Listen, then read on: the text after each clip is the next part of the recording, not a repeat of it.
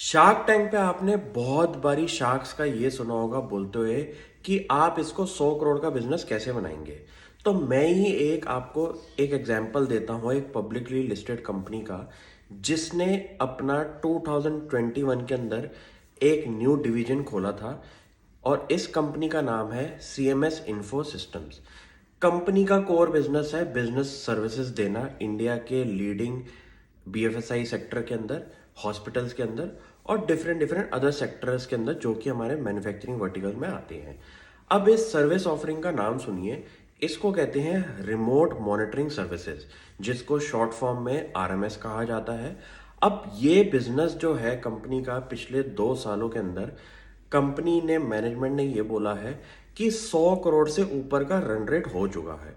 अब एक छोटी सा वर्टिकल जो कि 100 करोड़ के रेवेन्यू पे आ चुका है, उसमें ऐसा क्या नया आपको दिख रहा है जिसके अंदर इतनी ग्रोथ की अपॉर्चुनिटी कंपनी की मैनेजमेंट को दिखती है।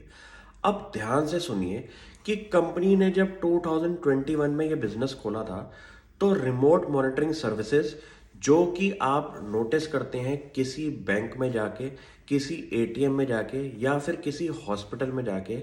कहीं कहीं जगह पे कैमरास लगे होते हैं। तो आपने कभी नोटिस किया है कि ये कैमरास का जो इंफॉर्मेशन है, जो लाइव फीड है, वो कोई कंपनी तो ट्रैक कर रही होगी, क्योंकि इतने बड़े लेवल पे अगर कोई बैंक काम कर रहा है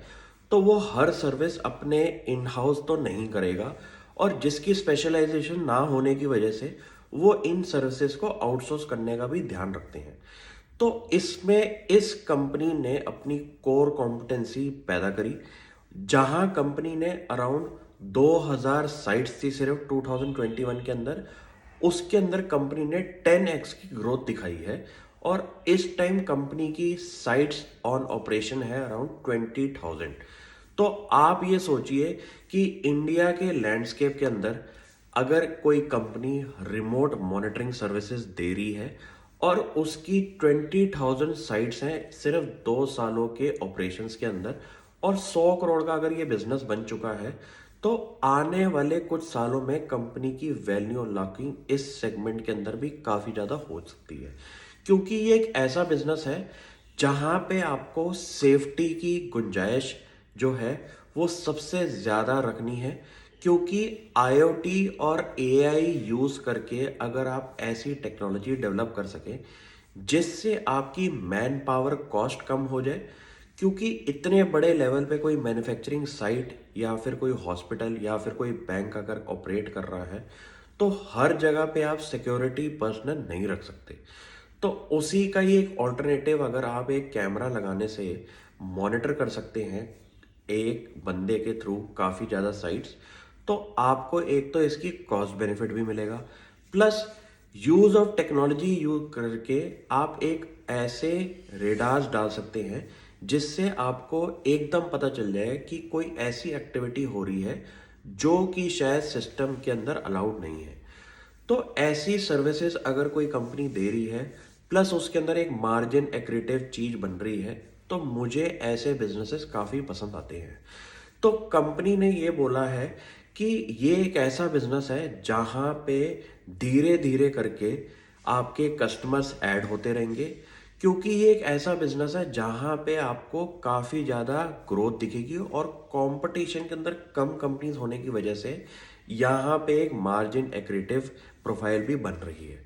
तो कंपनी ने ये बोला हुआ है कि रोज के अराउंड 60,000 अलर्ट्स जो हैं वो इनके सिस्टम में आते हैं, और इसकी वजह से उन्होंने काफ़ी ज़्यादा फ्रॉड के अंदर रिडक्शन देखी है अपने कस्टमर साइट्स के अंदर।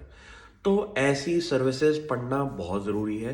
क्योंकि मार्केट के अंदर आप सिर्फ अगर रेवेन्यू प्रॉफिट को ही ट्रैक करेंगे और उसके ड्राइवर्स को नहीं पढ़ेंगे ढंग से, तो आपको एक बिजनेस के कोर को समझने में प्रॉब्लम आएगी। सिमिलरली अगर आप शार्क टैंक के अंदर भी देखते हैं, तो जब भी शार्क्स रेवेन्यू पूछते हैं और प्रॉफिटेबिलिटी पूछते हैं, तो उसका अगर कोर में कंपनी जाती है तो वो उसके ड्राइवर्स पे जरूर जाते हैं कि ये जो ग्रोथ आ रही है उसको ड्राइव करने वाले ऐसे क्या कंपोनेंट हैं। तो आपको एक लेसन भी मिल गया कि शार्क टैंक में जो स्टेटमेंट्स यूज हो रही हैं वो एक्चुअल बिजनेस में कहाँ यूज हो सकती हैं। तो ऐसी चीजें आप भी फर्दर स्टडी करें और मुझे बताएं इस कंपनी के आगे के बिजनेसेस प्लान्स के अंदर। Thank you.